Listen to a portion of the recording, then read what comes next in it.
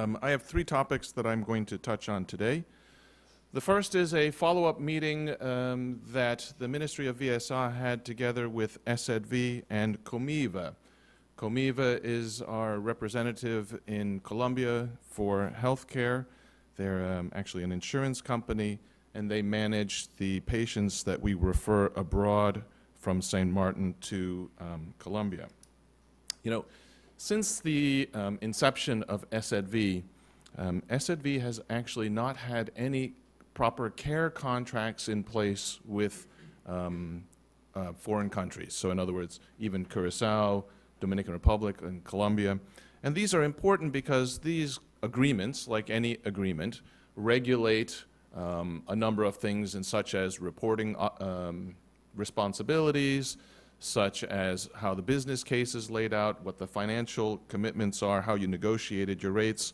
So having a proper agreement in place is an important part of how you manage your relationship. And SZV's been making progress on this. They've recently signed a care agreement with Curacao. They are in the process of finalizing one with the Dominican Republic. And by the end of June, I expect that they will have completed the care agreement with Colombia. And so this meeting actually was a meeting that helped to lay some of the foundations that should be incorporated into that care agreement. And some interesting points that came up in our discussions, and that's what I'd like to communicate to you here today as well. So for example, 60% of the referrals from SZV abroad are actually related to just diagnosing what the patient problems are. And so we'd like to try and find ways to reduce the amount of referrals that are sent abroad simply for diagnostic purposes. And this also ties into what we're doing with the French side. By improving our relationship with the French side, we're hoping that some of these can be just handled on the other side of the border. The French side actually does have a telemedicine room in their facility at the hospital. And so we're working on an agreement that we could use their telemedicine facilities, again, to help us to reduce our referrals abroad. And by having that room available and being able to communicate now with our other partners, we hope that we can send less people abroad. But one of the other things that we're working on is the possibility of specialists from Colombia coming back to St. Martin for short periods of time. So this would allow them to send specialists that are not available here locally, that they could meet patients here in St. Martin instead of sending our patients to them. And the other thing that they would then be able to do is patients that were seen in Colombia and that require feedback, that they could possibly do that follow-up here, again, instead of us sending our patients abroad. Another topic we spoke about was the transfer of medical records. One of the complaints during my field trip to Colombia, what I found is that very often one of the reasons for patients having to extend their stay is either because the patients don't arrive with their medical records, or for example, what we discovered is that sometimes the quality of the medical records deteriorate in the transfer process. So in other words, if somebody has imaging from X-rays or from MRIs, that image may be translated into a PDF document, so a document that in the end the quality or the resolution is too low for the physician in Colombia to review it properly and to make a proper diagnosis. So a lot of these things are communications issues, and these are issues that would be addressed in our care contract. So again, this is a very important and very productive meeting. So we discussed, for example, how patients' information would be handed off, on both from St. Martin to Colombia and then from Colombia back to the physician. You know, there's some issues that happened in that transfer process that in the end result in longer time for treatment. And then the last point is a point that I think is very important. We are going to establish what I would call a medical review committee. And so what that means is for every referral that's sent abroad, we will have an independent group comprising of physicians and also of financial people that will review the entire process. And that's from St. Martin all the way through back to the return to St. Martin. evaluating it not only from a financial perspective, but more importantly, from a medical quality of care perspective. So we really want to make sure that after we have an independent appraisal from a physician abroad, that can give us feedback in terms of what our community is doing well and what our community needs to improve on in terms of delivering quality of care to our people. The second topic I'd like to talk about is the program that was executed last week where the Rotary Club of St. Martin, under the leadership of SOC, the president, and VOSH, a group of optometrists, and VOSH stands for Voluntary Optometric Services for Humanity. So they gave us some statistics, and I think it's rather impressive, and I think it's worth addressing. They saw 1,422 patients, so that's the number of eye exams that they conducted, and they wound up giving away 3,000 pairs of glasses. So some of the glasses are sunglasses, because one of the things that they believe it's important is that you protect your eyes from UV light. So obviously they have given away more glasses than eye exams. And of those, 1/3 of the examinations were for children, approximately 1/3 were for seniors, and 1/3 were for adults, including teenagers. And there's a number of cases that came out of it. So there were about 10 to 15 cases that they estimate require emergency, or not emergency, but immediate follow-up care. But I think the numbers sometimes don't really convey the full message. And I met with the physicians afterwards just as a follow-up. And for example, there was a gentleman who was in his 70s who was apparently mugged about 2 years ago. And for 2 years, he's been without glasses. And this is a gentleman who couldn't see the big E on the chart. So it is really just amazing the quality of life that the person must have had for 2 years not being able to see properly. But finally, he got glasses. There were patients that were diagnosed with diabetic retinopathy. And what that is a complication as a result of diabetes with the high levels of sugar in the blood that basically damaged the back of the eye, and if untreated, could eventually lead to blindness. There was a story about a 16-year-old girl, student, who had glasses, but obviously her prescription had deteriorated over time, and when she finally got new glasses, she was just in tears that she could finally see the world as it's meant to be seen. And far too many children, they estimate of the children, probably 10 to 20% really needed glasses, but actually weren't aware of their need for glasses because no one really taught them or showed them that what proper eyesight should look like. And so, in a sense, I think the statistics are impressive, but I think the stories are more touching. The last topic I'd like to speak about is about the landfill. I have addressed the fact that the Ministry of VSA, while the landfill falls under Ministry of Romy, we clearly have a concern from a health perspective. So just as an update on that, the inspectorate has met with the contractor who's working at the dump, and they are assisting them in terms of making sure that the staff there are following protocols from a health and safety perspective. And their report back to me was that the meeting was extremely productive and that they are now within compliance from a health and safety perspective there. And then regarding the fires and the terms of reference, I have asked the inspectorate, and as well I've consulted with PAHO, or the Pan American Health Organization, to give me an initial opinion on the terms of reference. And initial feedback is that the terms of reference could use more specification, more detailing. And I've met with Minister Myers, and we have an excellent relationship, excellent communications, and I think his assessment on that is that the terms of reference also could be improved.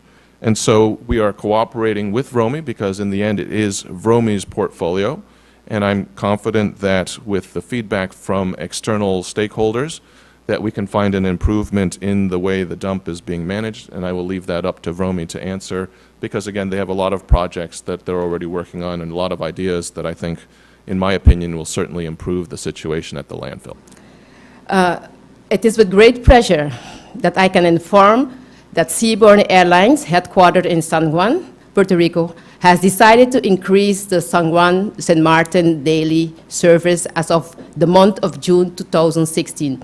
And Mr. Dick, that will be a welcome announcement for you, because JetBlue, as I stated before, they have seized their St. Martin-San Juan route, and now Seabourn is taking over that route, so that route will be covered now as of June, the end of June 2016. Seabourn is a very reliable airline company. It has its fleet with 2 Twin Otters planes, and the routes that it flies are the Caribbean routes. And the reason why I said that this airline will be profitable, because it is a fuel-efficient aircraft, and it will help Seabourn to be competitive in the eco-friendly routes. I want to emphasize also that tourism is an important contributor to the economic growth and the driving force of St. Martin's economy. As the minister responsible for the Ministry of TIAT, the main objective is to improve our tourism product, double overnight stay and expenditure by tapping into lucrative markets and niche markets. We have already identified some of the industries that we want to attract and develop next to our cruise tourism and our leisure tourism. One of those areas that we are looking into are the music festivals. These music festivals will cover the season from March through November. We have a number of events that are being planned for the upcoming months. This is the Mercury event, June. This is the Marcan Best Weekend, which will cover the weekend before the August Monday. And also, we have the sports tourism that we are looking into, the branding and promotion of the World Series of Poker events.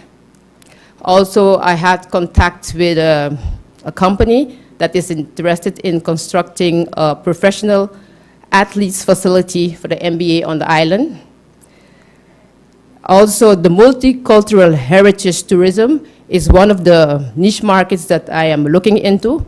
The market of the multicultural and heritage tourism is a fast-growing segment industry. We can tap into this industry and gain a share in the 90+ billion multicultural heritage that this market share has. Also, we are looking into the religious tourism. Presently, we are organizing also 2 gospel events. One will be in the month of July, where Pulmotor Cruise Line will have a gospel group, singers of over 200 gospel singers, and we will be hosting them here at the boardwalk at the Walter Plants Square. There's another event also, gospel, that we are organizing, but we are all still negotiating with this other gospel group. And this gospel group bring people from all over the Caribbean and the US. So it's a boost for our economy during the low season. Also, the recreational, sports, and environment tourism that we are looking into, the bird watching and shark diving. I have a meeting with the Nature Foundation with Mr.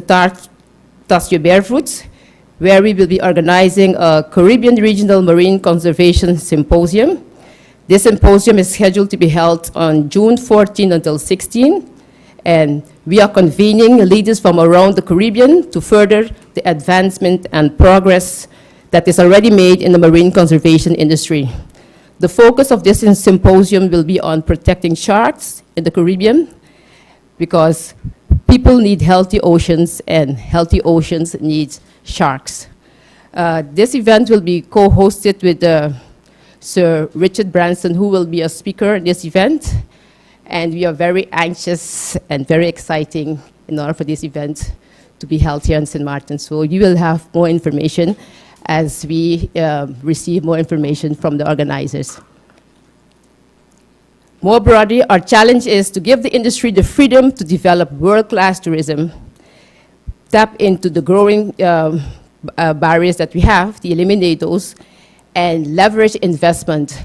We are also looking within the ministry at investors to come into and invest in this island. One of the investors that we are presently negotiating with is the Sunwing Group. They are proposing to build a 450-room hotel here on the island. It's an all-inclusive 5-star hotel. Many people are telling us that we should not go into all-inclusive. We had that already. However, with the all-inclusive, we will still have this, the amount of people that are coming in, because it's a package whereby the airlines are involved, and you will have weekly over 300 persons that are coming to the island. So it will be a boost for the economy as well.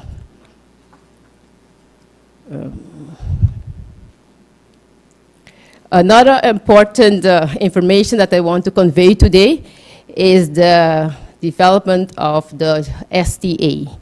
I would like to inform you that the STA has been officially established.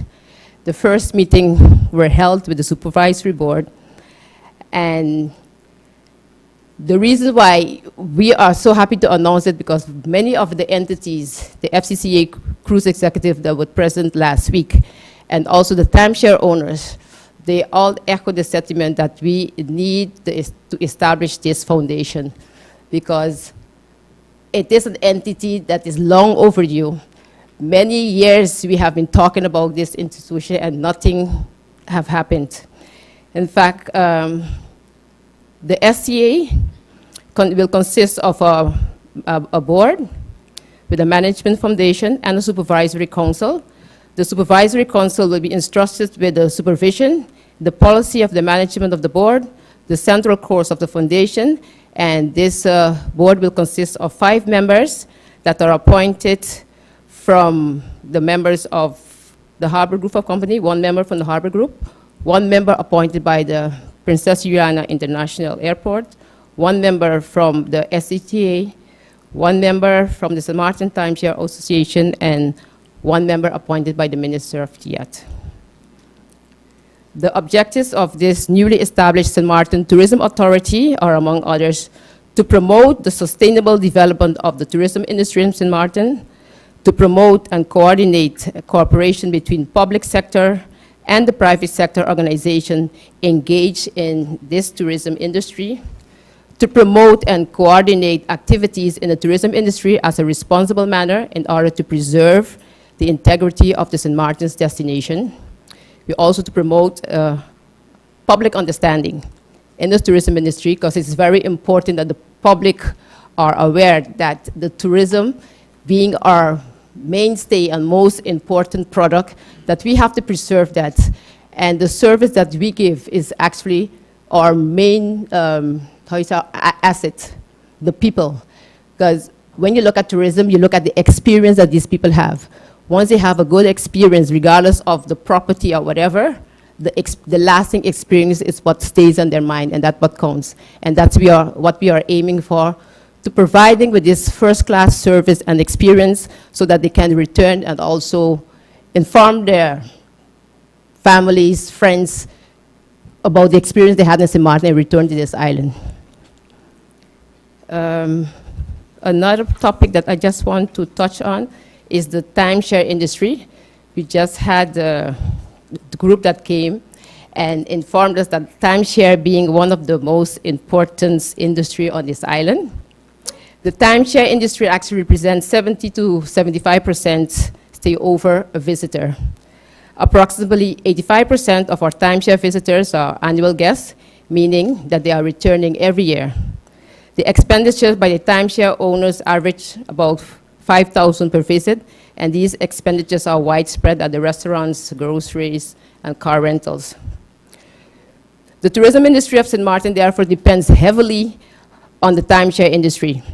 We also want to remind you that the natural disasters that we had, such as hurricane, man-made disasters, and the 911, had its impact in the timeshare industry and the economy of this island. Given the above fact, we must all recognize how important the timeshare is to our island. I am pleased to learn that Mr. Marcel Javois, of the president of the Timeshare Association, that the properties of St. Martin are making the necessary investment in improving their product to ensure that the product of St. Martin remain among the best in the Caribbean. I understand also that the Simpson Bay Resort had made a $20 million investment with a major renovation. DV Little Bay also had made major improvements to their check-in facility, the boat docks, and Oyster Bay also has developed a new marina and made significant improvements to the restaurants and the bar. As you said, they just had the opening of their Infinity restaurant. Regards to the protection of the timeshare owners and legislation, which was mentioned also, the timeshare properties are doing what is necessary to ensure and remain the premier destination, and the government have also been doing their share to protect this important industry. Recently, in recent years, it has proven that the consumer protection needs to be improved, especially in the case of bankruptcy of the owners and the operators of timeshare properties. Currently, under the law, the timeshare does not create ownership. We said ownership rights are eigendom. And there's no legal protection for the timeshare owning. In Dutch we say huurbescherming. So we are therefore working diligently to improve the legal position of the timeshare owners. What we are presently doing, the legislation is being translated, and we are forming a working group consisting of a legal advisor, a notary, and policy advisors. And it is important that these different areas be covered, including the protection for the developers, the consumers. Proper ethics must be enforced in order for the timeshare owners to be protected, and we will implement standards and improvement of service. So the timeshare legislation is on its way. It's being translated, and we will be having meetings with the several stakeholders and entities to review it, as well as the Timeshare Owners Association, because they have mentioned that they want to pledge their assistance. And once everyone that should be involved is involved, have their say, we will be presenting the draft to the Parliament for their approval in order for us to protect the timeshare owners and the timeshare industry in St. Martin. This afternoon, or rather this morning, immediately after the press briefing, I will be meeting with the head of the Labor Department and some other people to discuss the jumpstart of the employment fund, the youth employment fund that government is putting together. We've spoken about it for so often, is a fund that will ensure that young people who are unemployed between the ages of 18 to 30, probably it will be shifted to include persons older than 30, depending on the demand. But persons who have been unemployed will be given the opportunity to be employed immediately, and while on the job, they're being trained at the job that they are in. The legal structure still has to be finalized. We've had a legal opinion on that now, and the funds to push the program will come primarily from two areas. One of them will be a levy of 1 cent extra, like a top-up on every liter of gasoline of 1 cent. So everybody purchasing gasoline will contribute across the board to this. And we need to formalize an agreement with GEBE whereby all citizens, all, everybody, every household is actually connected to our electricity grid, and businesses, of course. And there will be a 1 cent per kilowatt that will be levied per household or per business. Just this morning, I received my electricity bill last night. Well, when I got home, I took it out of the mailbox. And in reviewing it, in my case, For instance, with an electricity bill of 540 guilders, it will mean an extra levy of 12 guilders. So somebody who pays 500 guilders electricity, for electricity, that includes the fuel surcharge, so your complete bill, it would mean you're consuming somewhere around 1,200 kilowatts per month, and then you would then contribute 12 cents to the fund. Of course, you might find some people who would want to raise objection, but when we look at the bigger picture, we have hundreds of our young people who drop out of school. We have hundreds of our young people who are unemployed. Some of them get employment for a short period, for 6 months, and then they're out of a job. But mostly, what keeps a lot of our young people out of a job is that when you apply, you're told you have no experience. You go try again, and you are told, well, you have no qualifications, no job experience, and you land in that vicious cycle. And that person, that young person, then loses interest and loses any hope in the system. By introducing this, we will be creating a platform whereby young people will have a job, and even if after you have spent one year, that is what the program will run for. If you spend 1 year on a job and you have been trained, when you leave that job, you will at least be able, when applying for a new job somewhere, show that you have had ample experience and you have been trained. Next week, we will be hitting the roads to be going in the different districts to have the recruitment drive, and we hope that the young people will respond, because it is not going to be just a recruitment drive where people will then be asked, what's your qualifications, and then be told, sorry, we don't have a job for you.